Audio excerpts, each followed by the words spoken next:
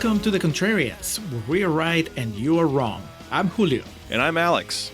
Here on the show, we rage against the Rotten Tomatoes machine. For the first half of each episode, Contrarians Corner, we trash the fresh red tomatoes and praise the rotten green splotches, making our case any way we can. The aptly titled Real Talk serves as the second half of each episode. This is where we discuss our true feelings on the movie we're covering. For more information on our podcast and to browse past episodes, you can head over to our website, wearethecontrarians.com. From there, you can also access our Patreon and merchandise, because capitalism. If you enjoy our attempts at comedic film discussions, we encourage you to subscribe and leave us a review on whatever podcatcher you use. If you'd like to reach out to us directly, that's what social media is for. You can find us on most platforms as @ContrarianPrime. You can also see what we look like if you go to youtube.com/@ContrarianPrime, and you can contact us by email at wearethecontrarians@gmail.com. I think that covers it. Then it's time for the podcast.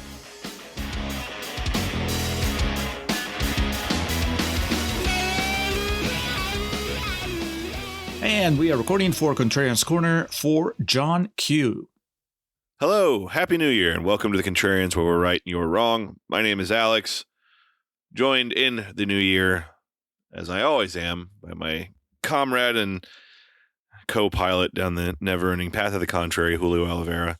Julio, I had no idea that this was a thing that had become how we kick off a new year, but we're back with our buddy Denzel Washington yet again.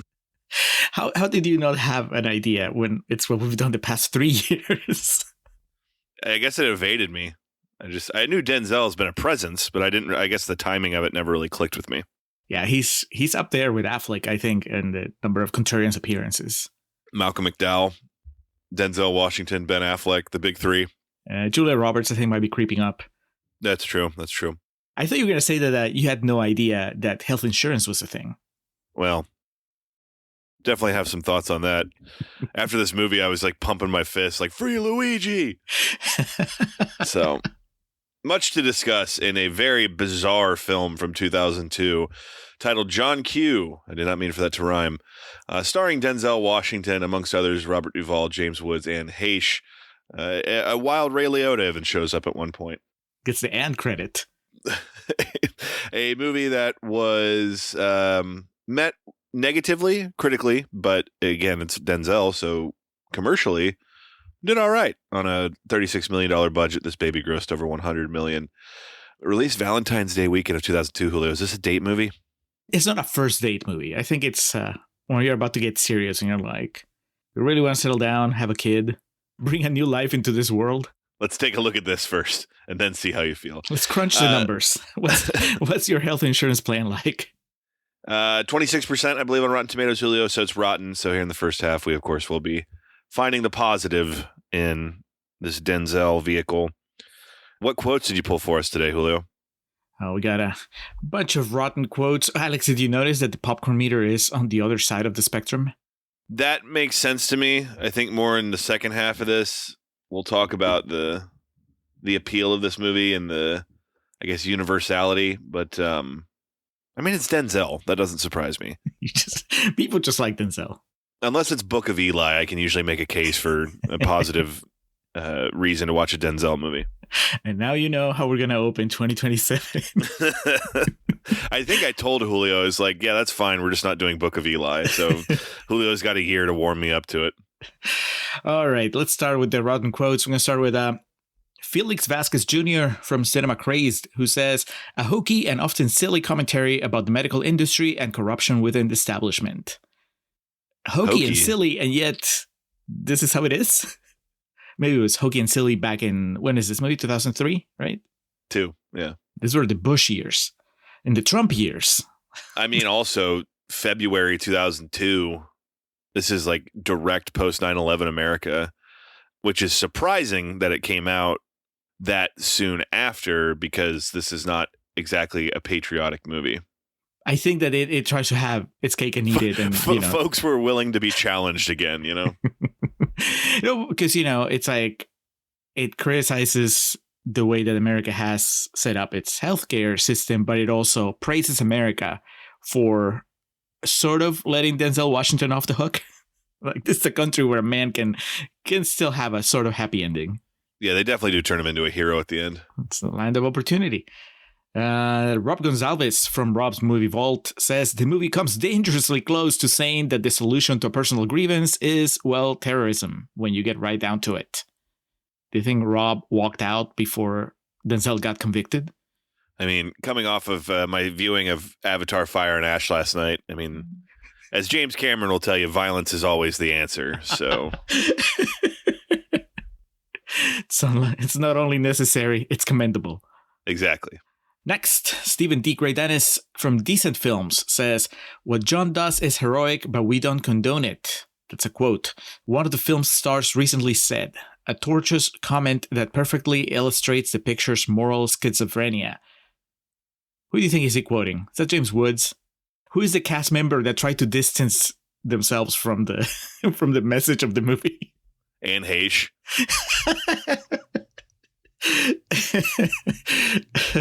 It's quite possible. And finally, Nate Yap from Cinema Blend says, it quite literally offended me as a moviegoer. Grow up, Nate Yap. I have no sympathy for that situation. Nate Yap famously is offended by 90% of America's movie output. Those were the quotes, Alex. Let's take this hospital hostage. Let's go to Contrarians Corner. John, my car is gone. I understand. Now, you see, I'm trying to find a second job, baby. Come on. What do you want me to say? You want me to say it's fine? All right, it's fine. We start off here. I just want to call out the score of this movie ranges from, am I playing Metal Gear Solid 2? To, there's this very strange accompanying track to a montage in this when Denzel's trying to raise money, where it's like this almost triumphant music, but it has this very strange, like, chanting almost in the background. And it's like, so you think he's gonna raise the entire amount? Do you think he's gonna get to 30K? Yeah, but it's also like off key. It's very, very confusing. But yeah, my first note here is Metal Gear ? Because the music starts off in such a fashion. Towards the end of the movie, my note just says the John Q theme is a banger. There's a theme from when things are getting action packed, which might be the Metal Gear Solid reference. Give us the remake where Adele does the John Q theme song. John Q. Where'd you watch this? I rented it on Amazon Prime. So I rented it on YouTube, and the transfer was so bad. It was like a pan and scan, excuse me, that literally cut off like part of the screen. So I couldn't even see the full credits in the beginning. Like it was cutting names off and stuff. Co-starring Robert Dove. Yeah. So that was my second note here. All right, now actually down to business. A young woman in a white BMW 5 Series drives recklessly on a mountainous, winding road. She collides with a truck and is killed instantly. Now, you have to remember this, I guess, but it never really comes back up. Julio, I mean, jumping ahead to the ending, is the conclusion that the heart that was needed for the boy, it came from this woman who died in a car wreck? Yeah. Okay. Yeah, we do get a flashback, not a flashback. We cut back to her at some point because that's when the nurse, as I've dubbed him, nurse exposition, he gets a fax, ending, and the intercut with. Yeah, I remember that. Oh, okay, I didn't see that. Maybe it was cut off the shot of the woman. Yes. You thought someone else was having an accident. Yeah. Oh, dude, that guy who plays that nurse. I don't know his name, but early contention for the Embry with how much effort this guy gives. I would argue maybe this year we do like a whole cast Embry. You know how like I think it's the SAG Awards, they give an award to just like the best ensemble. The Embry to best ensemble would go to everybody trapped in that hospital with Denzel. Brother, yeah, we got quite the rogues gallery, murderers row to run down here. But anyway, again, to let us know what time period we're in, we see George W. Bush giving a speech as Denzel watches at home about. Tell me if you've heard this one, Julio. Groceries are too expensive, and the working man can't afford to live anymore. He's not being patient enough, dude. Bush just took over. He needs to. No, wait. Is this re-election Bush, or is this? This would have been. He would have been just a little over a year into his first term. Oh no, Denzel, settle down. You gotta give it time. Right now, he's dealing with Clinton's economy. Yes, exactly. He's trying to get the I don't know, the Reagan files released or something. I don't fucking know. Anyway, Denzel watches from home, aghast at the situation, and to, I guess, stress the point of the hard time he's having at home. God, I'm sorry, I'm stuck on this. Imagine being such a monster that you babyface George W. Bush. Like, I just think about that whole situation. Anyway, to stress. I was going to say, Alex, did you catch yourself booing when Bush showed up and then we're like, wait. That's that Aziz Ansari bit. He's like, he was talking about, he was so desperate for a more civilized time. He was watching George W. Bush speeches on YouTube, thinking to himself, what a great leader he was. Anyway. To nail home how destitute John Q and his family are, we see his car getting towed outside and explains to his wife it was either between the car payment or the house payment. He's looking for another job because the factory work he has been drying up. So weeks earlier in Chicago, factory worker John Quincy Archibald and his wife Denise are behind on various payments. On Sunday, after church, they rush their young son Michael to the hospital after he collapses at his baseball game. Cardiologist Dr. Raymond Turner and Administrator Rebecca Payne tell John and Denise that Michael needs a heart transplant at a cost of $250,000 or he will die. All right, let's set up the stage here. We see that, they have each other. They love each other very dearly, this being the Archibald family. As Kimberly Elise plays Denise, and who plays Michael, the young boy? Oh, man, you got me there because my only note says, like, this kid is definitely Denzel's kid. Like, he shares the swagger. Oh, here we go. Daniel E. Smith. World establishing here because it will come back, and I do have quite a bit of color to add to it. The little boy, Michael, comes out, and he's talking about Ronnie Coleman, and I was like, I had to do a double take. I was like, did he say Ronnie Coleman? Because Ronnie Coleman is, multiple time Mr. Olympia, very, big name in the world of bodybuilding. And yeah, that's who he's talking about. He wants to be a bodybuilder.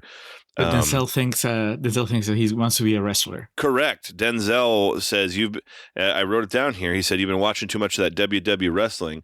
And he's like, no, Dad, bodybuilding, which as a fan of bodybuilding, I appreciate the kid's passion as it to not want to be confused with wrestling. And as a wrestling fan, I would not want it to be confused with bodybuilding. So I get that. WW wrestling, that was a big thing in the 90s. I remember multiple people, like my parents' friends and relatives. Oh, you watch that WW wrestling? Is either that or I'm kind of sad this isn't the case anymore. But growing up, people who didn't know anything about wrestling that tried to talk to you about wrestling, everything was WrestleMania. That was just like, oh, you watch that WrestleMania stuff. And, guilty. Yeah. So much so that term penetrated the pop culture that Groundhog's Day. He gives Michael Shannon and his girlfriend tickets and they don't know what it's for. And then they hear him just go, WrestleMania. So that's still very much alive here. I mean, the opening here, Julio, the family dynamics is just all very cliche. They have like the little word game they play, but it exists to show us how close they are. So when this little boy does go down on the baseball field, we really feel the horror in Denzel's face. Goes down hard. So he's not only Denzel's kid because of the swagger, he's Denzel's kid because of the talent. The kid goes for it too. He like convulses and shit. He rolls his eyes back. So were you relieved when you realized that we are getting, as I talked about swagger, we're getting lively Denzel, not like super depressed Denzel? Because the opening with him getting his car towed and talking about they're cutting his hours and all stuff, I'm like, oh man, it's gonna be sad Denzel. But then no, pretty soon after, he's still like teasing his wife and playing with the kid and all that stuff. So I was like, okay, now he's still fun movie star Denzel. Yeah, and to jump ahead a little bit, we get a lot of like the Denzel that we know and love throughout this movie. We do get dramatic Denzel at one point, but yeah, he gets his jokes in, okay? Yes. Now, his wife. Do you know his wife from anything? They said, I'll take care of it. John, you always take care of everything. I will. But it's never enough, is it? Now you need to do something. Do you hear me? Do something. I mean, she looked familiar in that turn of the millennium way, but I couldn't tell you anything specific. Well, she's part of a cultural happening back in the early 2000s, mid to late 2000s. I knew the name sounded familiar, and I knew I'd seen her in something, and that's because I screened Diary of a Black Mad Woman. And I was like, oh, So from there, she went on to work with Denzel not once, but at least twice, because she did this movie, and then she did. She's in the remake of The Manchurian Candidate. Oh my God! Look at you. She is a mad black woman in this movie.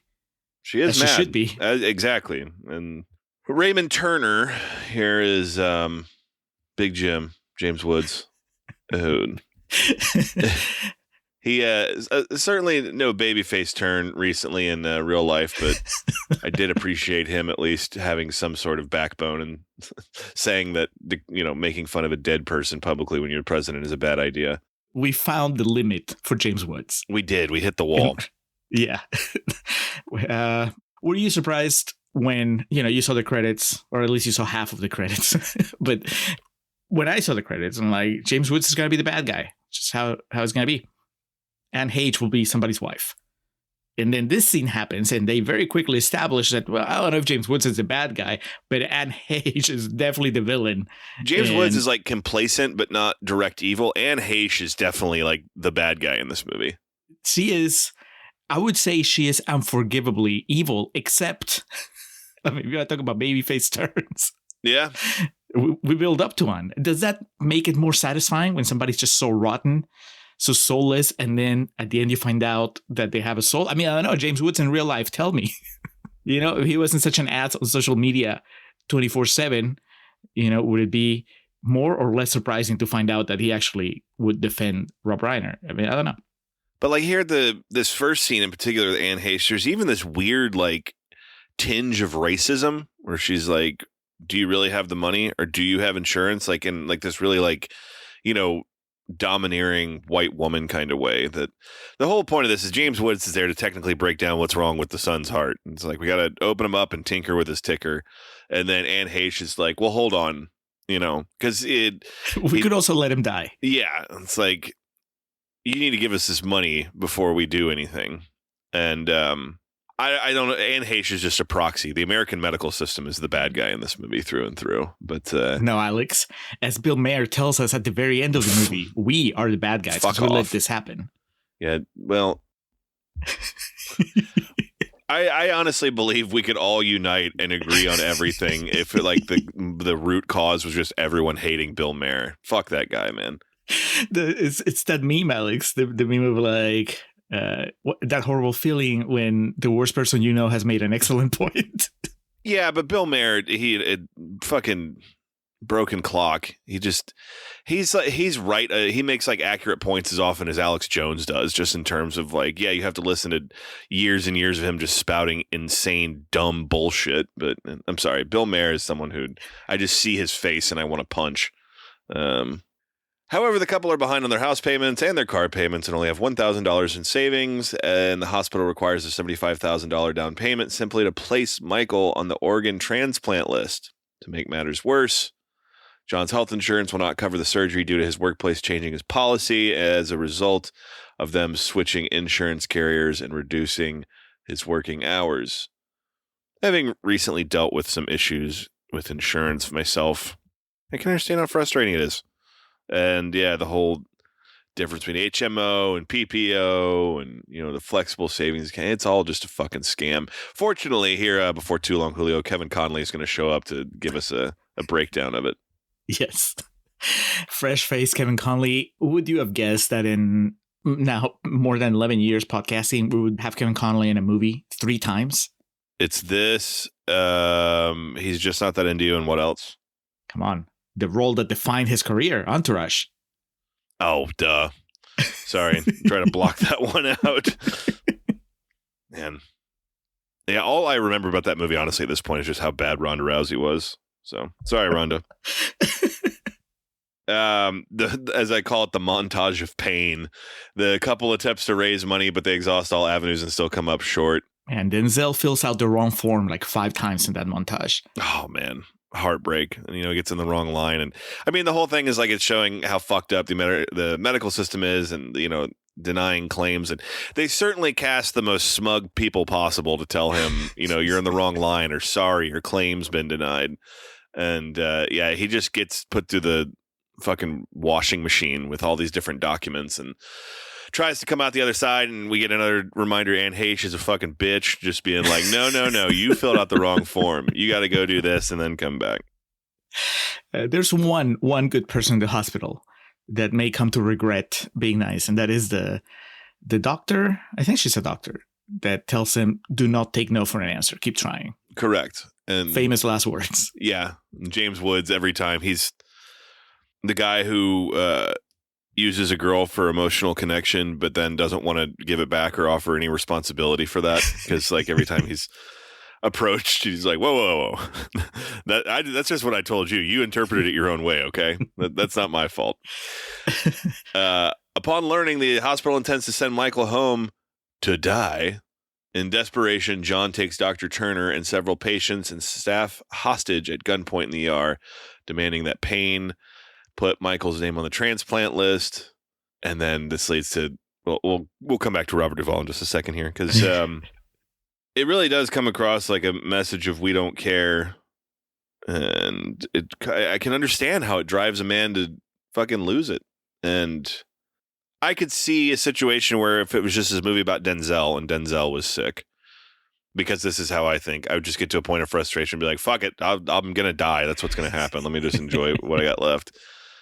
But it's this little kid here, and they're just ping-ponging this kid around with no real regard for his well-being. The doctor you mentioned who said, don't take no for an answer. I'm going to go ahead and say this because some of my points might come across as blanket statements, especially when we get to the second half. I know there are nurses, doctors, medical practitioners out there that do care. This movie really seems to show that only one of these individuals actually cares about Michael and the plight of the Archibald family. There are some sympathetic voices within the quirky group of hostages that we find ourselves with. Because like you said, Kevin Connolly becomes the mouthpiece for the liberal agenda, basically. And good for him. About time he doesn't play an asshole. He's pretty skeevy in Entourage, and he's just not that into you. And so this one, I was like, oh, he's just the fresh-faced doctor that thinks the system needs to be fixed. So I think he cares. Yes. And I think maybe, but by the end of the movie, most people care. You got an HMO, right? Yeah. Well, there's your answer.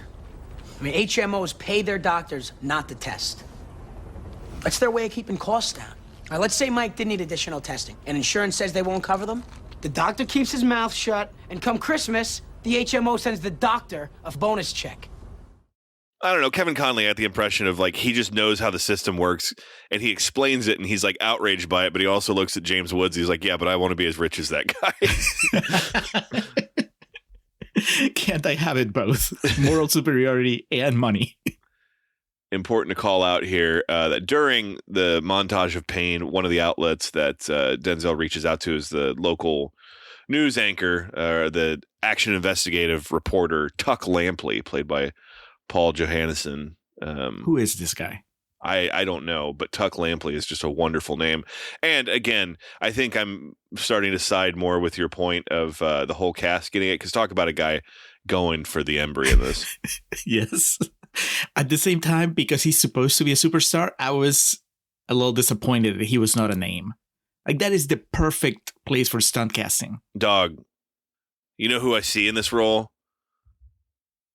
I'm Matthew just McConaughey? like Dylan McDermott, like this smug reporter, I think that he could have pulled that off with a little bit of like, I'm thinking specifically some of his like delivery from Home for the Holidays, just being kind of a smart ass. But whatever the case, Denzel done flipped the script, take these guys hostages. And this sequence is started by James Woods clearly being a womanizer. He's talking to this patient that came out of surgery and giving him a hard time. It's like golf or tennis or something. And he's like, well, when can I play? And he's like, well, you never could before. Ha ha ha ha. And the nurse is like, well, I can play some tennis. And he goes, no one cares. Get back to work. And then he tells her like, and it's not even in a funny way. And then he tells her like what she needs to make for dinner that night.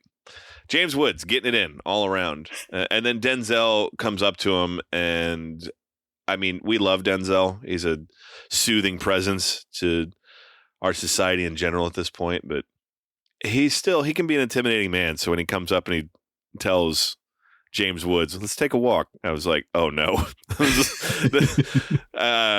So they do take a walk. He doesn't like what Raymond Turner has to say to him. We get James Woods delivering the line, will you please take your hands off me?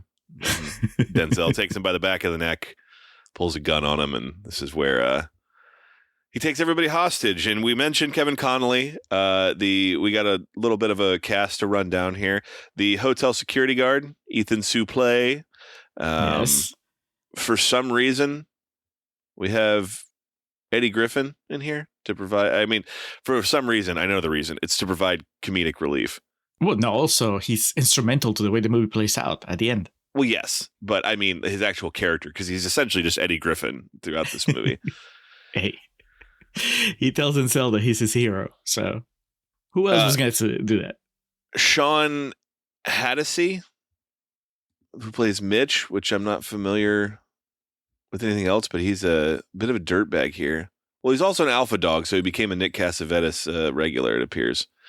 But we have a cast of characters here. So what do we have, Julio? We have the woman who has her baby who can't speak English. We have the couple that's there it's very clear that the man beat the woman and they're there for, to get her treated. You have the couple who has the pregnant wife who's, going to labor any minute now.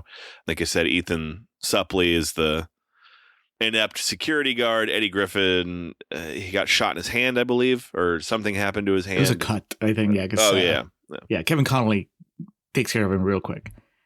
And then you have the staff, because you have the Kevin Connolly, you have the nice doctor that said, don't let him tell you no. Oh, we got the nurse who's on her first day. Yes. And then James Woods as James Woods. As in the role of a lifetime as Raymond Turner, James Woods.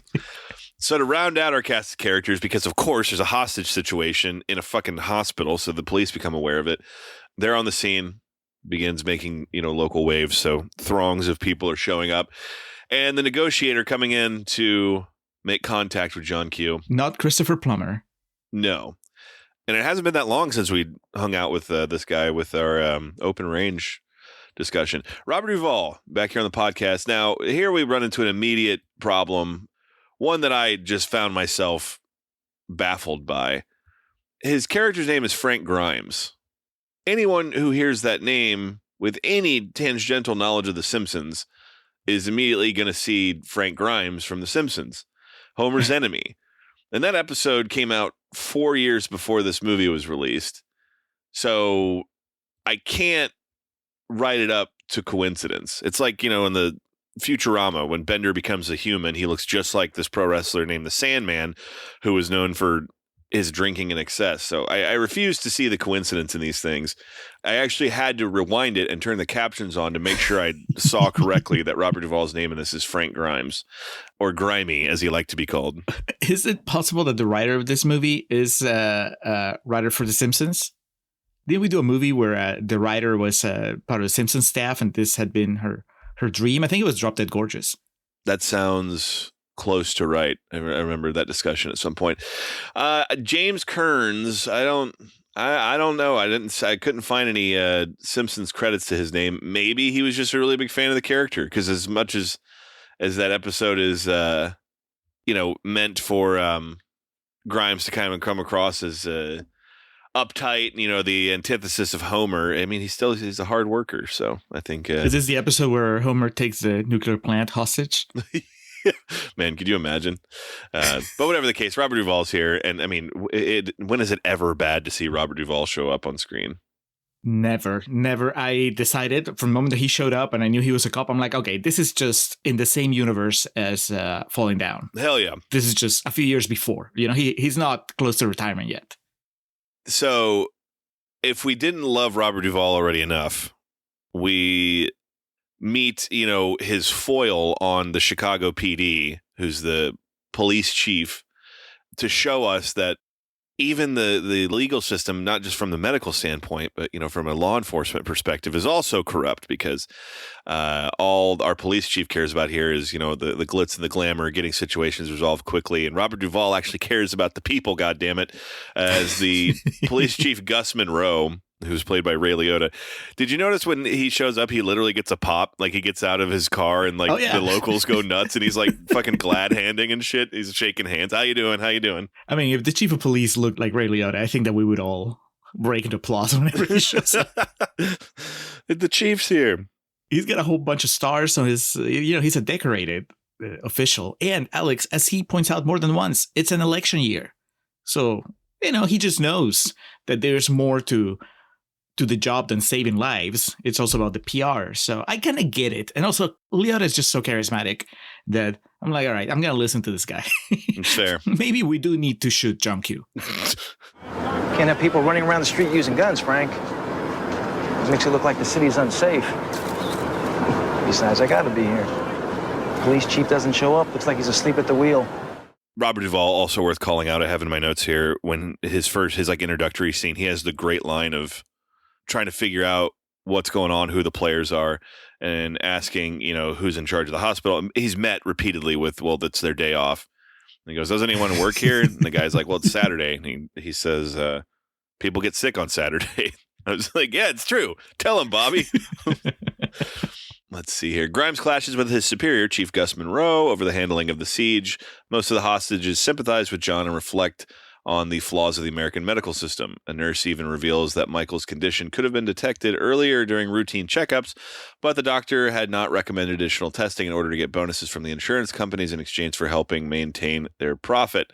We'll come back to this in just a second. Okay, so they said nurse in that recap. So that's Kevin Connolly. Okay, so Kevin Connolly's not a doctor. He's a nurse. Yeah, right? no, he's in scrubs, man. He's not wearing a suit and tie like fucking James Woods. Maybe he's helping out. You don't know. The best part of that is he's explaining all this, and I'm pretty sure we're gonna have a bigger discussion about this in the second half. But the flaws and the issues and the corruption in the medical system. And James Woods at one point just goes, I don't have to listen to this, and then gets up. It's like, fuck this. I don't want to hear these facts. I appreciate it though. This is happening. We're nearing the midpoint, I think, and it's just this hostage situation. This movie's happening for a reason, and so I think it's good that the characters, the writer, the director, everybody took a moment to sit down and have a little bit of a round table explaining it for anybody else who hadn't caught on yet. That Denzel's not the bad guy. The hospitals are not necessarily the bad guys. It's just like health insurance companies and the people making money out of it. The individuals. So it was a nice moment, I think, so that we could all get together, all make sure we're on the same page before anybody else gets hurt. Yeah, it's like a roundtable discussion because they raid the vending machines and shit. So it's almost like a sleepover at this point. They're having a good time. Yeah, but then I would say percentage-wise, how many people are siding with Denzel in that waiting room? I think he's at least 50% at this point. At least, yeah, right? Because by then he's already called out that the guy's beating his girlfriend. Yeah, I was going to say the only real dissenter is that Mitch, Sean Haddisy, who plays the abusive boyfriend. The Cassavetes regular. I don't know. It's like the Scorsese De Niro relationship with those two. Well, no, because that guy's no De Niro. No, I'm not talking about acting. No, I'm talking about stature. His level. No, this is more like J.J. Abrams and my boy Greg Grunberg. Mm-hmm. He always gives Greg Grunberg small parts. It's like Tarantino and himself. Yes. After agreeing to release some of the patients, John is attacked by hostage Mitch, but Mitch's abused girlfriend Julie helps subdue him. John releases expectant couple Steve and Miriam and immigrant mother Rosa with her infant son, who all declare their support for John to the news crews outside. Grimes and Payne tell Denise about John's act. Payne places Michael on the list to perform the operation pro bono. So this Mitch sequence here, if things are getting a little bit too tense, Julio, what can't be solved and, what situation can't be provided levity if nothing but a kick to the nuts? I heard the ding, but as soon as it happened, I was like, there you go. That's an Alex thumbs up. Dude, I mean, it's true. Look at the situation. Look at the tension in the air. And what happens when a guy gets kicked in the nuts? Everyone laughs because that is universal comedy. Everybody gets a close-up or at least a reaction shot. James Woods was my favorite. Oh, dude, yes. Okay, so he does the ooh, that's going to leave a mark face, Because Ethan Suplee and some of the other hostages are just kind of they, laughing or putting their hands on the other's shoulder and, having a good time. But yeah, James Woods, yeah, he Yeah, I actually backed up to see that again because his face is fucking killing me. Because that means that fucking Nick Cassavetes had to frame a shot of James Woods and explain to him, you're reacting to someone getting kicked in the dick. And James Woods had to like snap into character as Dr. Turner. How would Dr. Turner react to someone getting kicked in the nuts? He's a doctor. He knows the health implications more than anybody else. It's true. Eddie Griffin's reaction, by the way, is also to get really horny. Yeah, this gal Julie here, Heather Walquist. It looks like she did some work with Nick Cassavetes again. She was in My Sister's Keeper. There you go. And Alpha Dog. And The Notebook. Okay, so this is a Cassavetes regular here. So, whatever the case. So he casts these two regulars as a couple. Oh, he's playing with his toys here, yeah. To your point, though, Eddie Griffin and his reaction here is, God damn, he's very, very turned on by the developments. As we mentioned, Denise gets the news. She blames herself. She says, I told him he needed to do something, and well, he certainly did. Michael's not doing too well, and our nurse here, our nurse exposition, as Julio dubbed him, I do need to quickly call out here in an act of kindness and caring, obviously. He gifts Michael what I believe is supposed to be a Ronnie Coleman action figure. I immediately had to pause it because my first thought is Ronnie Coleman never had an action figure. And upon pausing it and, upon zooming in and a little bit closer inspection of the shot, this was a 1999 Tron-ready Steve Austin figure that was painted black for the purposes of this movie. Man, is it still blackface if it's happening to an action figure? Well, I mean, it's the whole figure was repainted and retooled for this. So, I mean, there is the concern of Steve Austin in blackface here, but those figures were so bad, Julio. The Tron Ready was the idea. They built this play set that I actually got for Christmas in 1999, where it was like the entranceway and it had like this metal strip going through it. And the wrestlers would come with this like little metal tab on the bottom of their boots. And when you put it on the metal strip, it would play their theme song. So that's awesome. That was awesome. But the figures, like the head scans and just like the playability was terrible.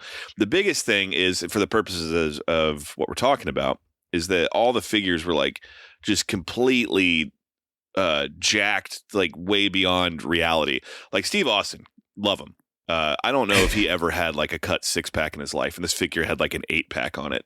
And I think that's why it worked so well, to give the idea that it was a bodybuilding figure.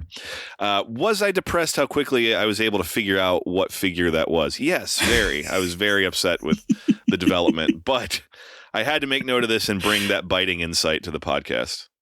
I couldn't tell you, like if I see it in a movie, I couldn't tell you what kind of Spider-Man figure that one would be on the screen. Like I can tell that's the Spider-Man from the 94 set. Yeah, well, I'm not proud of this, but but if I saw like the John Q playset in a movie, I'll be like, hey, that's from John Q. That's Dr. Turner, James Woods.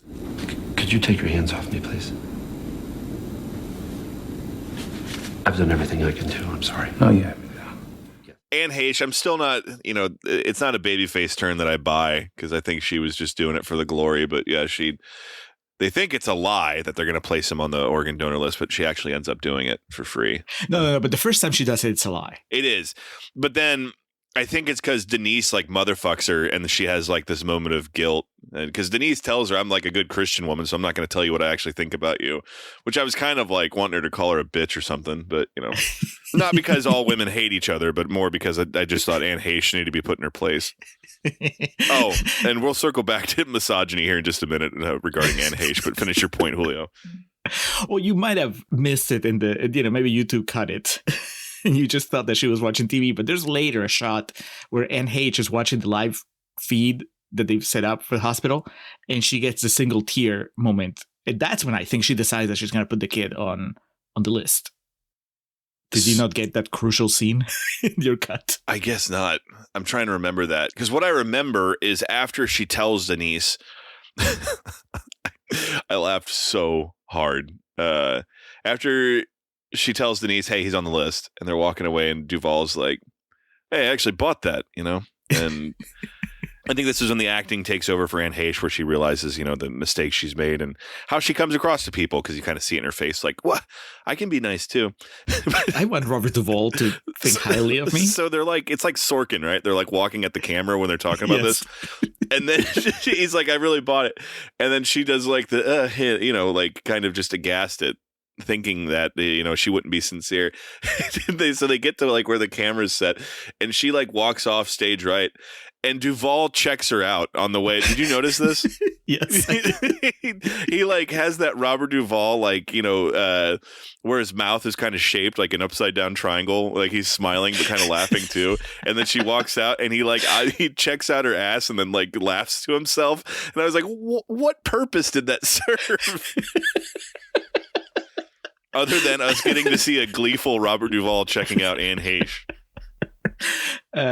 It's a process, Alex, because I think that part of it, yes, you're right. I think that Duvall kind of shames her into doing the right thing, but you got to get your money back from YouTube because later on in the movie, when Denzel is having that very emotional phone conversation with his kid, do you remember that part?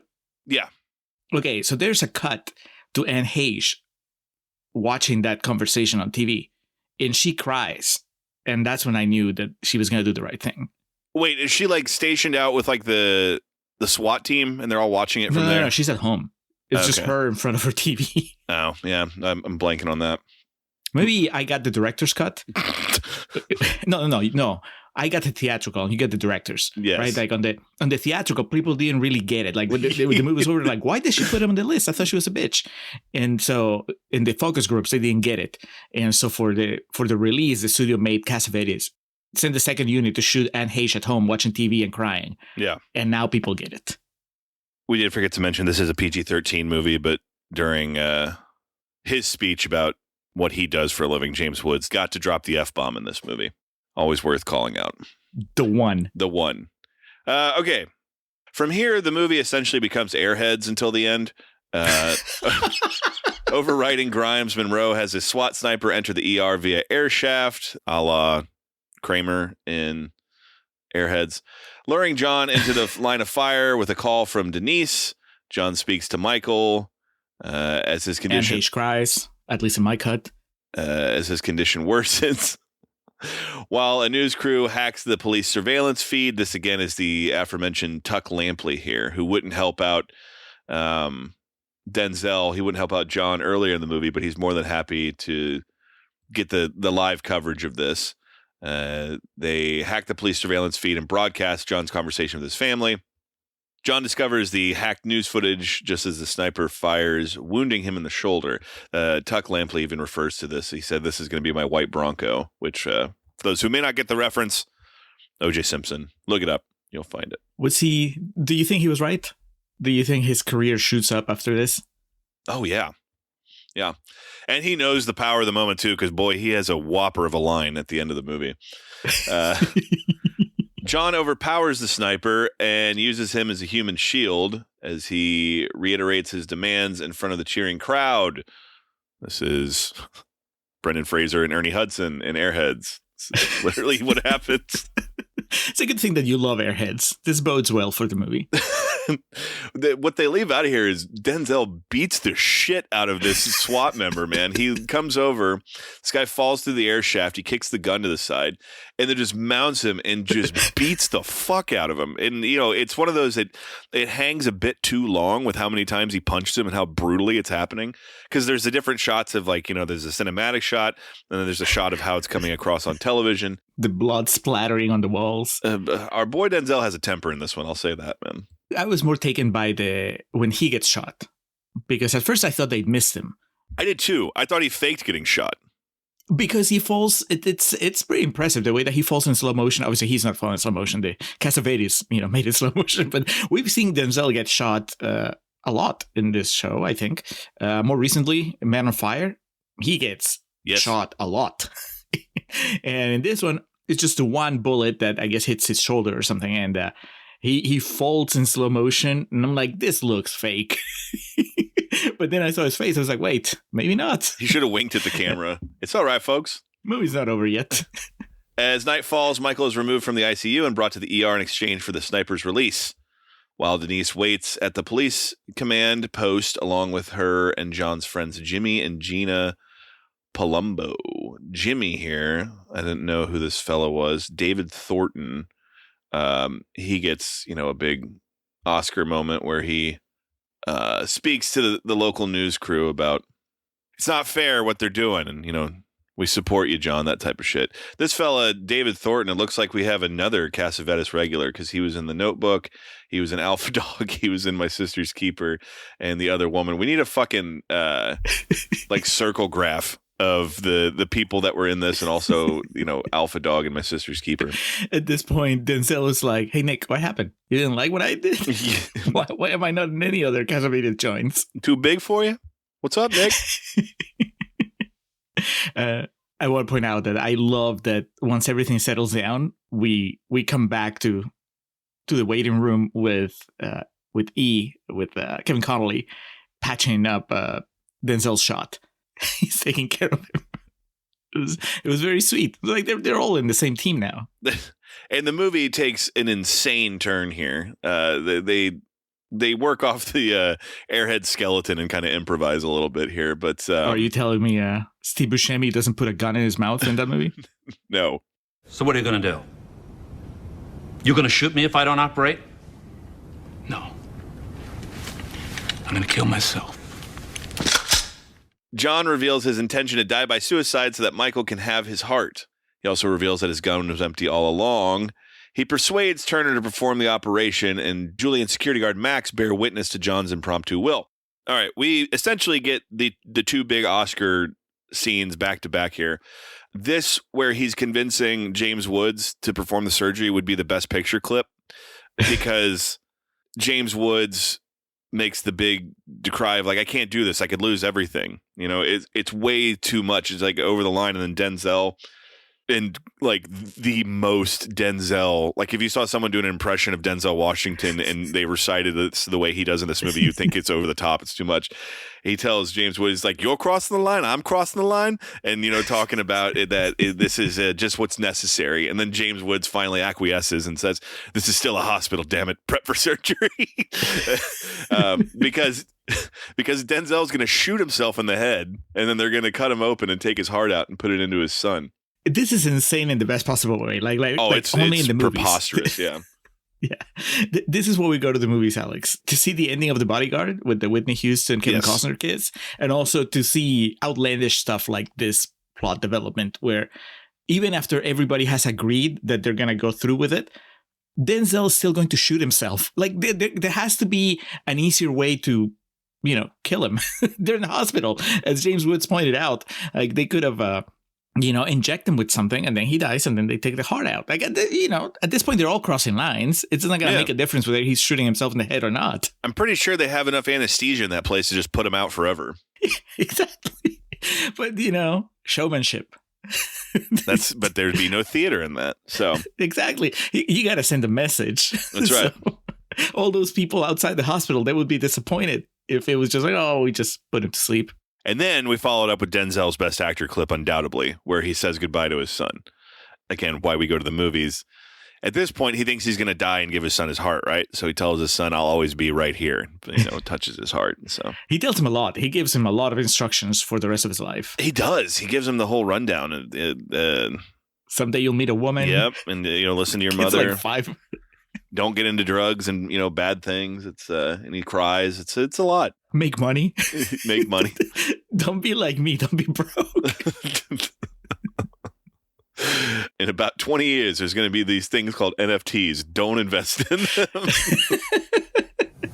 And money. Hey, you make money if you get a chance, even if you got to sell out every once in a while. You make as much money as you can. Don't be stupid like your father. He prepares to end his own life using the only bullet he brought. Again, it's a movie, and Denzel has to inject some levity to the situation. So as he's saying goodbye to all his hostages, he makes a remark of someone's like, can anything change your mind? Something like that. And he says, well, only if, we learn that Max is B positive, and then everyone laughs it's some kind of blood. And, Max is Ethan Suplee's laugh. He's like, no, I'm an O guy. And everyone, has a good time before Denzel's going to shoot himself in the head. And so first he fails because he left the safety on. Did it get you, Alex? It actually did, because he does the Denzel thing of, like he like yells right before he does it. So I was like, holy shit. And it's so macabre because they like put a bunch of towels under his head and they're all just kind of watching him. No one's plugging their ears. They're in this really confined space. It's going to be really loud when that gun goes off. But whatever the case, during this, news breaks that they found the replacement, the donor, the matching donor. Nurse Exposition runs fucking. He could have won an Olympic gold medal with that sprint that he gets to deliver the news. Denise finds out. She brings the news that the heart of our deceased driver is ready for a donation. She tries to radio Denzel at first, but he turns the radio off. Yeah. As you do before you shoot yourself. Correct. You don't want distractions. So it's on the way. The heart arrives via helicopter, and this is when Tuck Lampley has the defining line of his career and saying, "The heart is here. The heart is here." John releases the hostages, including patient Lester, who surrendered to police, posing as John. So what happens here, as Julio mentioned a little bit earlier, Eddie Griffin, very important to the climax of the film here, as all the hostages are released. He comes out wearing John's clothes and, goes to his knees and allows himself to get arrested. He gets put into a car. He makes eye contact with Robert Duvall. Robert Duvall looks at him and immediately knows that's not the guy. But he also knows the situation at hand. So Eddie Griffin thrown in the back of the squad car while John, posing as a surgeon, accompanies Michael to the operating room where Robert Duvall shows up. And it's a perfect payoff to this because, it's like the happy ending to Falling Down. Because Robert Duvall shows up and he knows what's going on. He looks at Denzel and Denzel looks at him and he knows his goose is cooked. And Grimes takes his handcuffs off and he says, "Do me a favor and put these on, take your time." And he allows him to stay long enough to see that the heart surgery is a success. Did you realize heart surgery is that easy, Julio? You just get it handed to you and you just like plop it in? I assumed that we were seeing a cinematic adaptation of what heart surgery really is. Were you like me kind of surprised at how graphic it was? Like the reveal of this little boy with his whole chest open. I was not expecting that. I just expected like the faraway shot of like, we see kind of some blood through the viewing window. We just see Denzel. I was just honestly expecting it to a bloody James Woods just to give the thumbs up and then that's how it concluded. But we watch his heart get put in and take its first beats. This has to be true. This is how they do it. When they put it in and then he flicks it so it can start pumping. It could be. I don't know. I thought I knew a lot about the American medical system until I watched John Q. But it's a success, right? Not even a thumbs up. Like Woods fist bumps. I think he like air high fives. He's Denzel. very, very happy. It's like, I'm going to get to go home tonight and be very verbally abusive to that nurse. I don't know. Maybe this whole experience reminded him of why he got into medicine. Yeah. This is still a hospital. If there's a heart available, then we're not going to let it go to waste. Doctor, Mr. McGuire, let's get ready for surgery. 3 months later, John's action have sparked national debate about health care, and in court, his family, friends, and all the hostages are at his trial as the jury foreman reads the verdict. John is acquitted of attempted murder and armed criminal action, but convicted of kidnapping and false imprisonment. As he should. Yeah, that's the part at this where I was like, all right, I understand it's a movie, but he did take these people hostage with a gun. I mean, that's how it works out, because at some point, Anne Hage says, we can't give him what he wants. If we give him what he wants, what we're saying is like anybody can just come in with a gun and demand free healthcare. Lunatics. Which, the argument is, well, no, because you still, there's consequences to his actions. Which, that's all an interesting point that I'm not sure a movie of this this stature really is equipped to address. I don't know what you mean, Alex. Well, also, more concerningly, he beat the fuck out of that cop and just got away with it, I guess. Well, that cop was trying to kill him. Yeah, they wrote it off. Hey, let's, you guys are even, all right? Let's call it even, because Ray Liotta overstepped. He took over when Duvall was really trying to do. You weren't ready for that. By the book. Yeah. His lawyer assures him that he will likely serve no more than 2 years, which, yeah. As John is escorted from the courthouse and driven to jail awaiting sentences, Lester proclaims him a hero, and a now healthy Michael thanks his father for saving his life. He then does a very sullen pose of looking like a bodybuilder, because that was like their deal, where, the big... This little boy is in the middle of the street, like, on the verge of tears, made to pose like he's Ronnie Coleman. He's shooting the double by very sadly.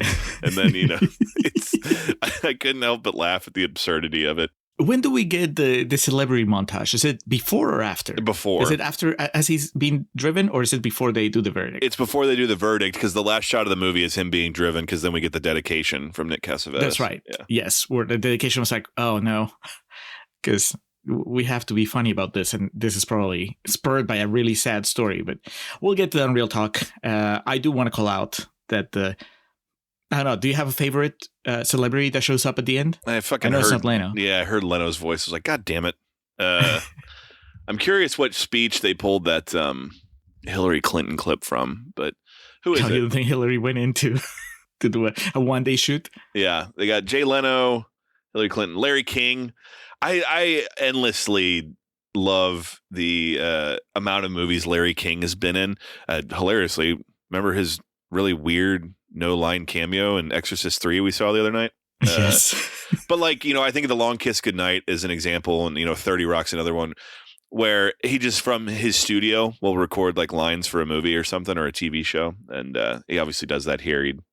John Q, the man, and then it kind of just fades to whatever the next one is. But he gets he doesn't even need a little thing that tells you he's Larry King. Unlike my favorite cameo here, which is Ted Demme, director of a movie we covered in The Patron, Beautiful Girls. So he's Jonathan Demme's brother, I think. He's passed away since, but he's introduced, or his little croy says hip director or hip independent director Ted Demme. It's like, that's Cassavetes just having fun with his friends again. He is nothing if not loyal to his crew. Infamous sister kisser Nick Cassavetes. He's loyal to the people he works with. Well, that was John Q. That was John Q. Alex, this movie was made over 20 years ago. Mm-hmm. And the healthcare system has gotten worse. The most recent note on the Wikipedia page, under the section Legacy, after the killing of Brian Thompson in 2024, the film was mentioned in a number of articles about the incident, which I think is kind of a good drop-off point for the first half here, if you're ready to move to Real Talk. Yes, I would like to say that it's pretty damning of America as a country, but it's also pretty damning of the film industry as an industry, that the best they could come up with to mention was John Q. Let's go to Real Talk. Ba-boom, ba-boom, ba-boom.